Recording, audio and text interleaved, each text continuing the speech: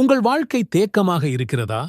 மனசுக்குள் ஒரு பாரம், ஒரு தயக்கம், ஒரு இனம் புரியாத பயம் இருக்கிறதா? கடந்த கால தவறுகள், நீங்கள் செய்த சறுக்கல்கள் உங்கள் மனதை அழுத்துகிறதா? யாரிடமும் சொல்ல முடியாத, பகிர முடியாத ஒரு இரகசியச் சுமை உங்கள் இதயத்தை நெரிக்கிறதா? அப்படியானால் இந்த 20 வினாடிகள் உங்களுக்கான வாழ்நாள் திருப்புமுனையாக அமையலாம்.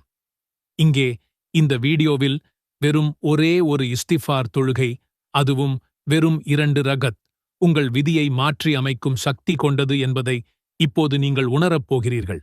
இது வெறும் சடங்கு அல்ல, உங்கள் வாழ்க்கையை மாற்றியமைக்கும் ஒரு சக்தி வாய்ந்த ஆன்மீக திறவுகோல். இஸ்திஃபார் என்றால் அல்லாஹ்விடம் மன்னிப்பு கேட்பது என்று பொதுவாக புரிந்து கொள்கிறோம்.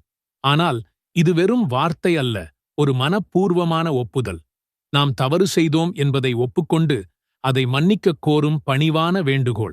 ஆனால் அதை ஒரு தொழுகையாக அமைத்தால் அதன் சக்தி இரட்டிப்பு.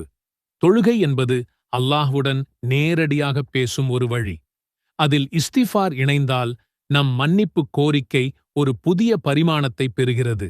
அது வெறும் வாய்மொழி பிரார்த்தனை அல்ல, உடல், மனம், ஆன்மா அனைத்தும் ஒன்றிணைந்து அல்லாஹ்விடம் சரணடையும் ஒரு செயல்.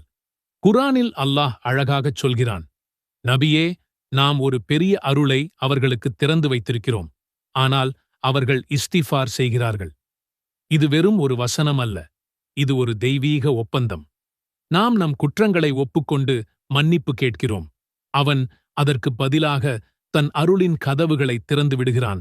நம் வாழ்வாதாரம், உடல் நலம், மன அமைதியென எல்லாவற்றிலும் பரக்கத் கிடைக்கிறது.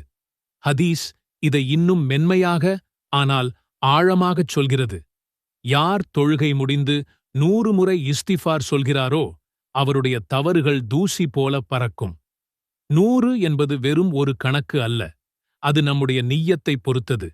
நம்முடைய மனப்பூர்வமான எண்ணம், தூய்மையான நோக்கம்தான் முக்கியம்.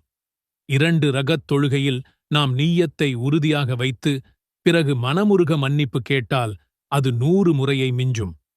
நம் இதயத்தின் ஆழத்திலிருந்து வரும் ஒரு உண்மையான இஸ்திஃபார் ஆயிரக்கணக்கான வாய்மொழி இஸ்திஃபாரை விடச் சக்தி வாய்ந்தது. இதன் பலன் என்ன? பாவ மன்னிப்பு, நம் ஆன்மா சுத்திகரிக்கப்படுகிறது. ரிஸ்க் அதிகரிப்பு, நம் வாழ்வாதாரத்தில் பரக்கத் ஏற்படுகிறது. எதிர்பாராத வழிகளில் செல்வமும் வாய்ப்புகளும் வருகின்றன. மன அமைதி, நம் உள்ளத்திலிருந்த குழப்பங்கள் நீங்கி நிம்மதி குடிகொள்கிறது. குடும்பத்தில் பரிவு, உறவுகளில் பாசமும் அன்பும் பெருகும்.